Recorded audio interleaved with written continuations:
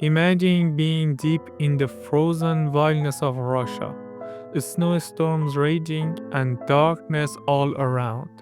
In 1959, nine experienced hikers set out on a journey into the Ural Mountains.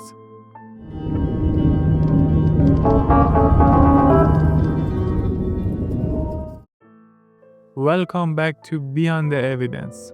Today we are diving into one of the most chilling and unresolved cases in Soviet history. A story filled with fear, secrecy, and countless unanswered questions. The tragedy of Dyatlov Pass Incident. In January 1959, nine young hikers and students from the Ural Polytechnic Institute, led by Igor Dyatlov, set out on an expedition to reach a remote mountain in the northern Ural range. They were experienced, well equipped, and full of adventurous spirit. Everything went according to plan until they reached the place that would later be known as Dyatlov Pass. From diaries and photographs recovered later, we see their final moments. Tired smiles, jokes around campfires, and trudging through heavy snow. But no one knew these would be their last smiles. When the group failed to return, families panicked, and Soviet authorities launched a search mission. On February 26, 1959, search teams discovered the hiker's tent, but the scenes defied all logic. The tent had been cut open from the inside. Food, boots, and warm clothing were still inside untouched. It looked as if all nine had rushed out in the middle of the night, terrified. Not far from the tent, two bodies were found beside the remains of a small fire. They were barefoot and dressed only in light clothing. A short distance away, three more bodies were discovered, seemingly trying to crawl back to the tent. Weeks later, the remaining four were found in a snow-covered ravine, and this is where things became stranger. One had a fractured skull.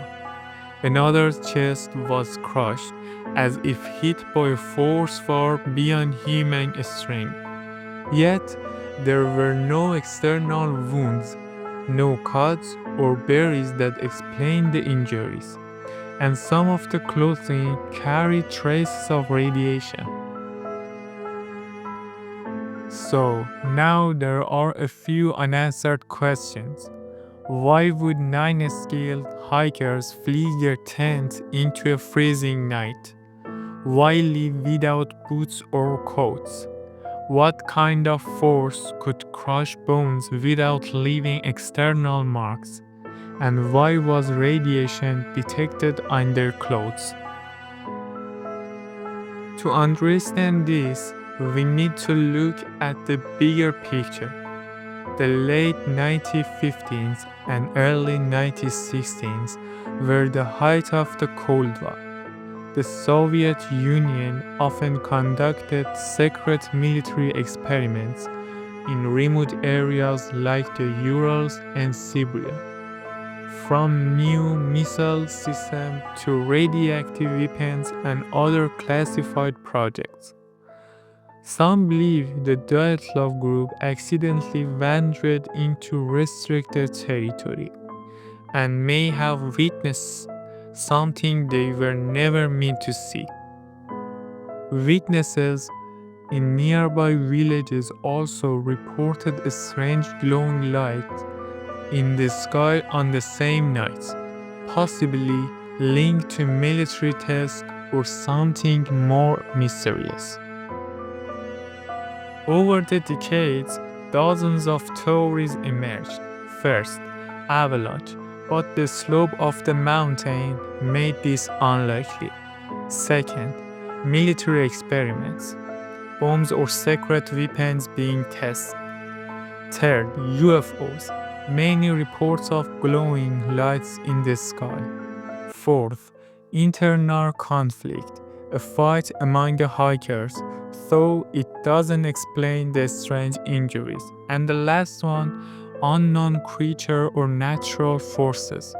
Some suggest paranormal explanations or unexplored natural phenomena. At the time, Soviet authorities closed the case with a vague statement. The hikers died due to an unknown complaining force.